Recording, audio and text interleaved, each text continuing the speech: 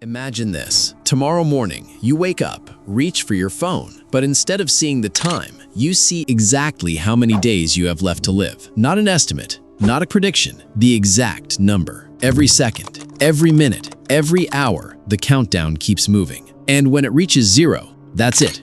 Game over. Now ask yourself something. If you knew exactly how much time you had left, would you still spend 4 hours scrolling TikTok? Would you binge another Netflix series you don't even care about? Would you keep telling yourself, I'll start next Monday, I'll go to the gym next month, I'll finally chase my dream someday? Probably not, because the moment time becomes visible, it becomes priceless. But here's the uncomfortable truth. You already have a countdown, you just can't see it. Every morning you wake up, another day disappears forever. Every birthday, every holiday, every Monday morning commute, every late night at the office, your clock keeps ticking, whether you notice it or not. The average American spends years of their life commuting to work, years staring at screens, years scrolling social media, years watching television, years waiting for the right time to finally start living. The strange part, almost nobody thinks about it. We act like life comes with unlimited tomorrows. We postpone conversations. We delay dreams. We ignore our health. We sacrifice today's happiness for a future that isn't guaranteed. And that's exactly why one movie completely changed the way I think about time. At first, it looks like just another sci-fi thriller, but beneath the action, it asks one terrifying question. What if time really was money? Not as a saying, literally. The movie is called In Time. It was released back in 2011. At first glance, it feels like science fiction, a futuristic world, advanced technology, people who stop aging forever. But the longer you watch, the more uncomfortable it becomes, because you slowly realize it isn't showing us the future, it's showing us ourselves. The story takes place in the year 2169. Scientists have solved humanity's oldest problem, aging. Everyone grows normally until they turn 25. Then, their bodies stop aging forever. No wrinkles, no gray hair, no growing old. Sounds perfect, until you discover the catch. The moment someone turns 25, a glowing countdown appears on their arm. Exactly 1 year, 365 days. When the timer reaches 0, they die instantly. No warning, no second chances. But here's where things become truly fascinating. In this world, time can be transferred, earned, borrowed, stolen, saved, invested. It's no longer just your lifespan. It's your bank account.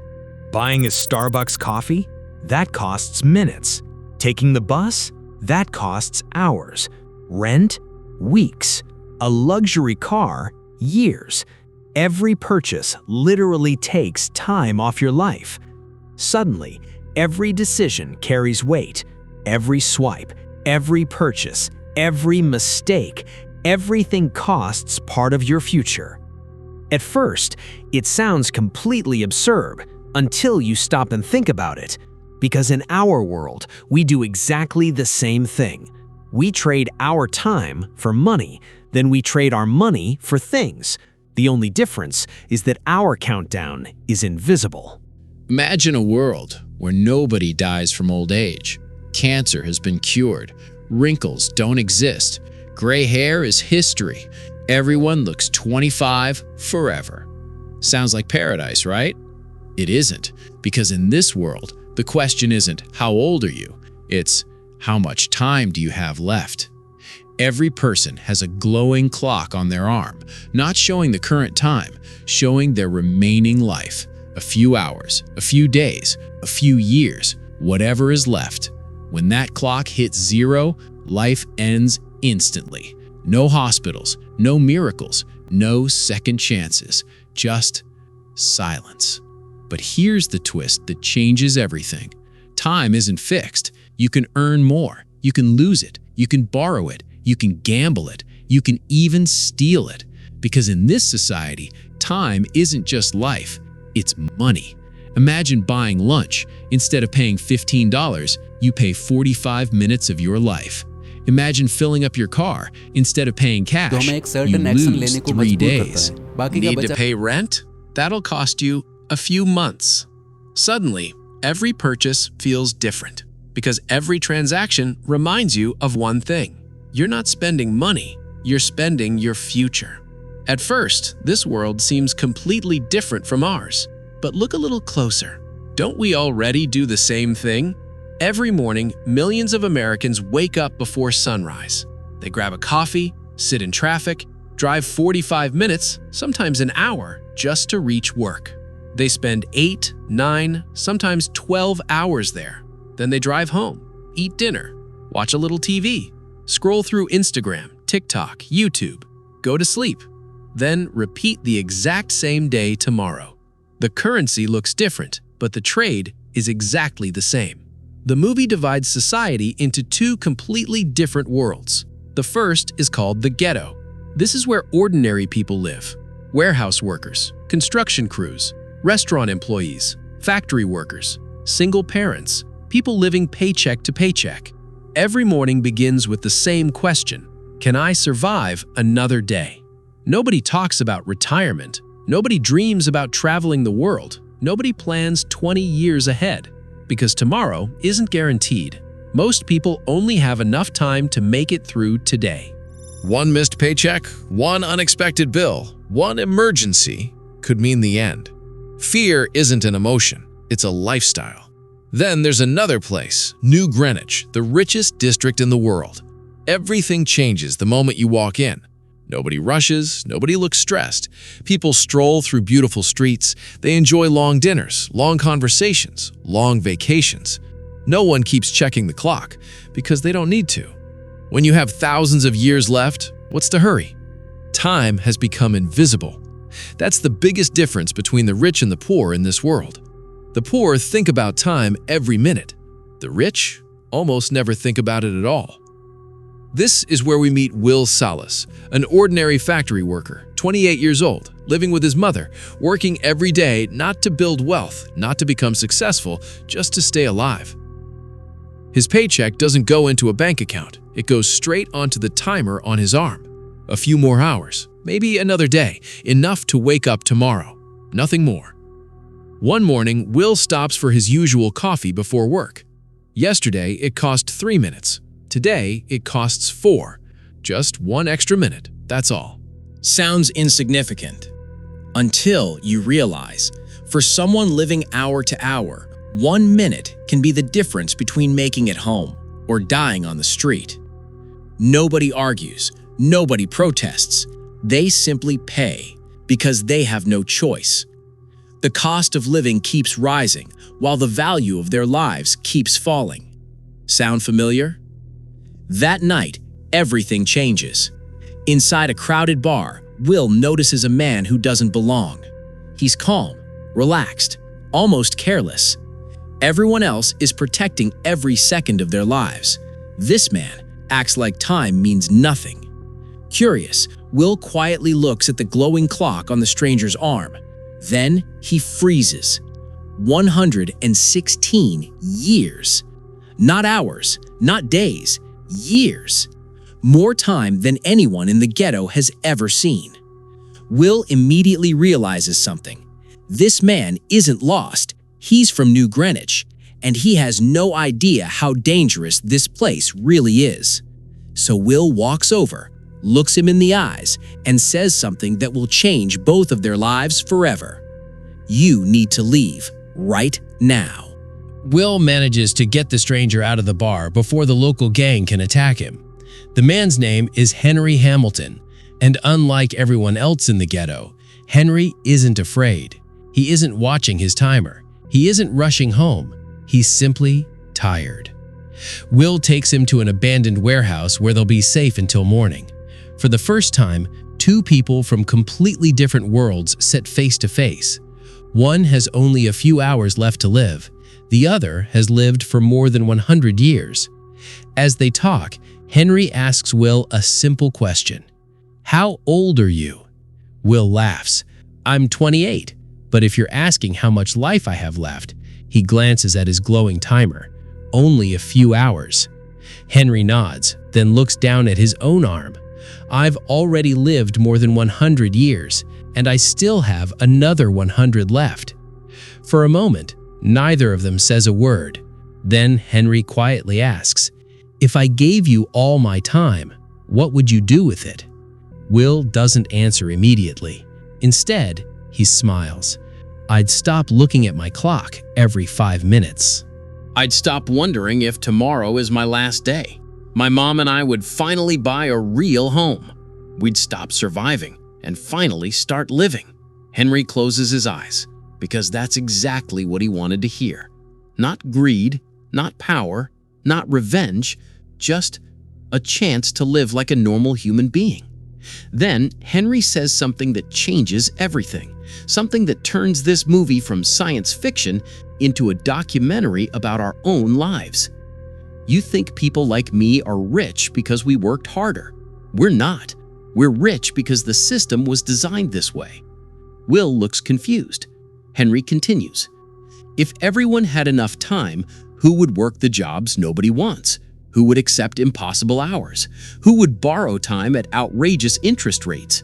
The economy only works because most people are afraid of running out."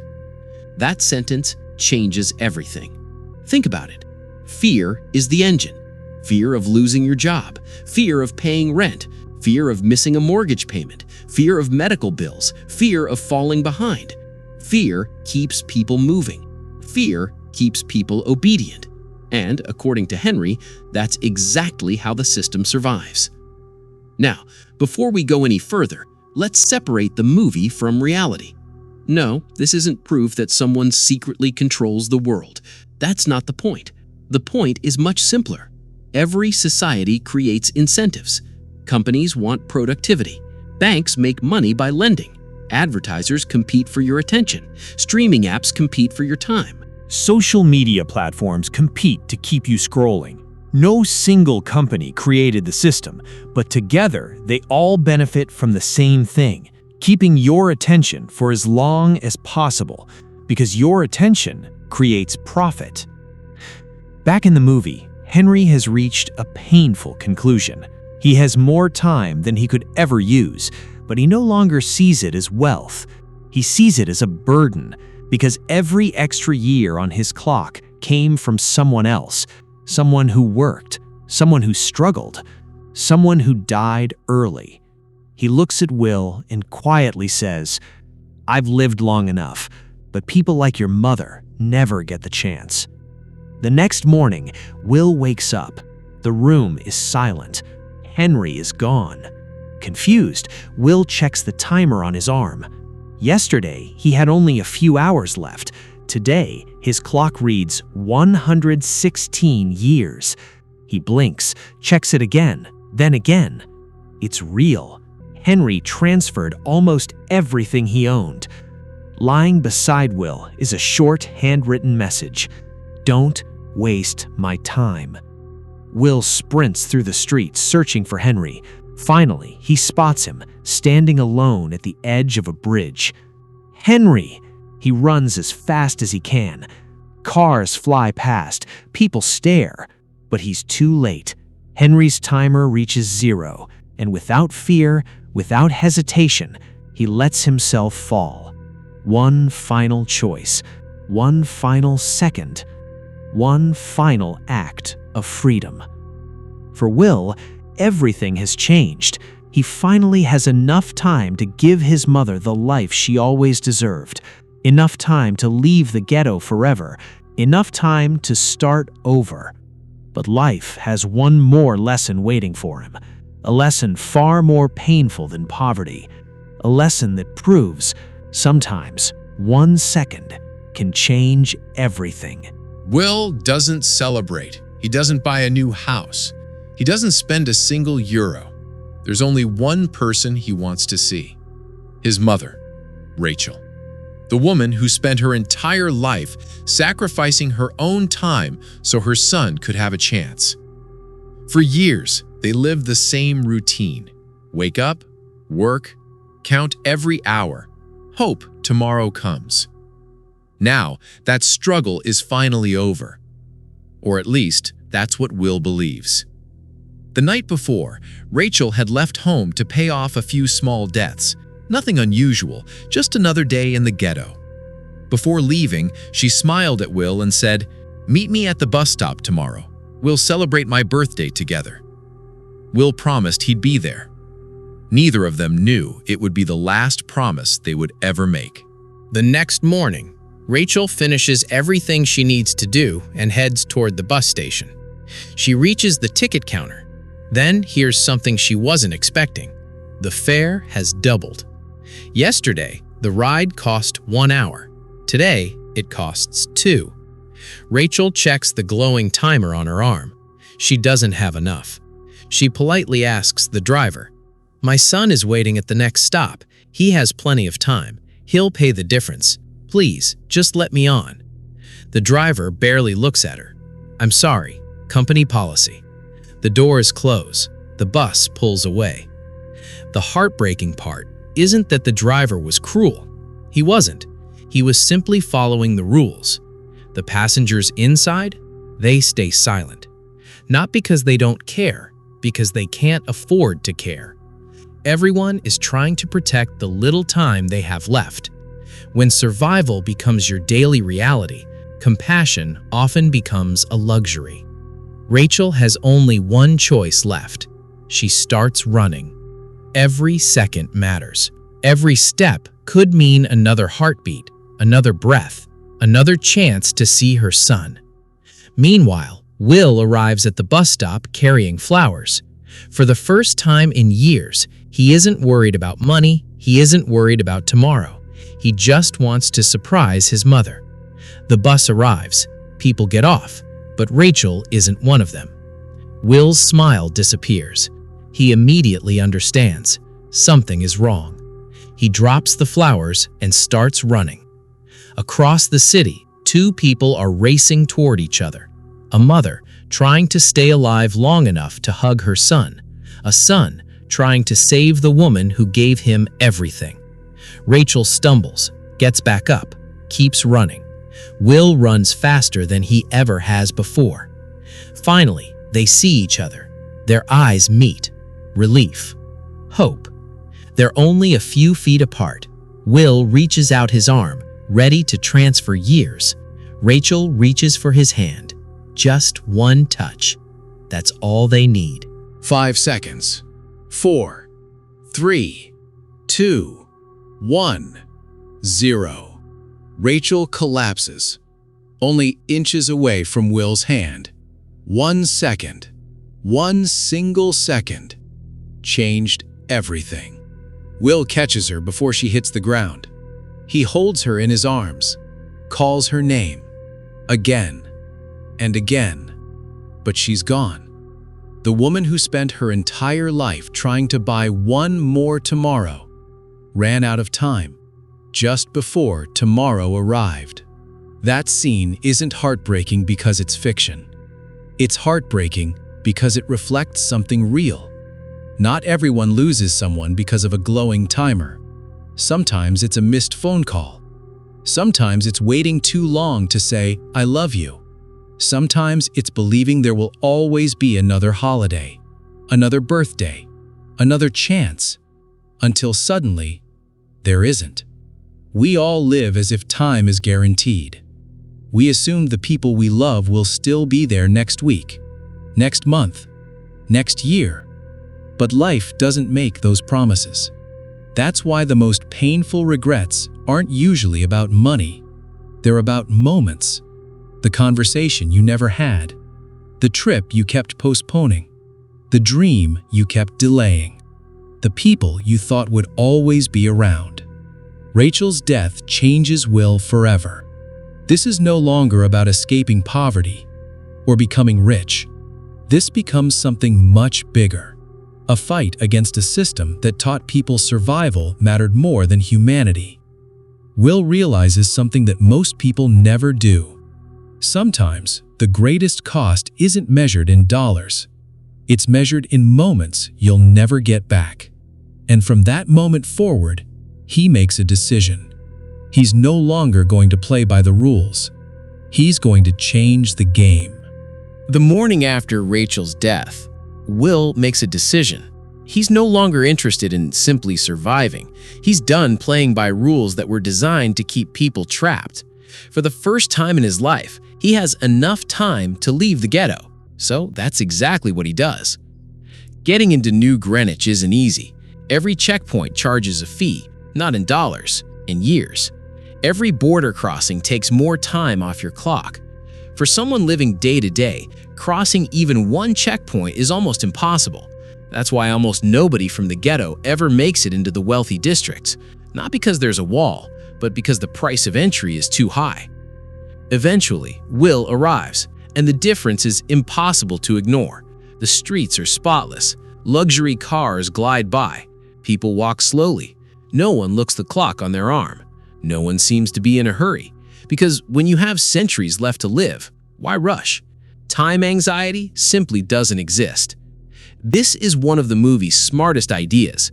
The real luxury isn't a mansion or an expensive car, it's control over your time. Think about it. When someone is financially secure, they don't constantly worry about tomorrow. They have the freedom to choose how they spend their day. Freedom isn't just having money. Freedom is having options. Back in our world, most people believe wealth is measured by income, but that's only part of the picture. Ask yourself this: who is richer?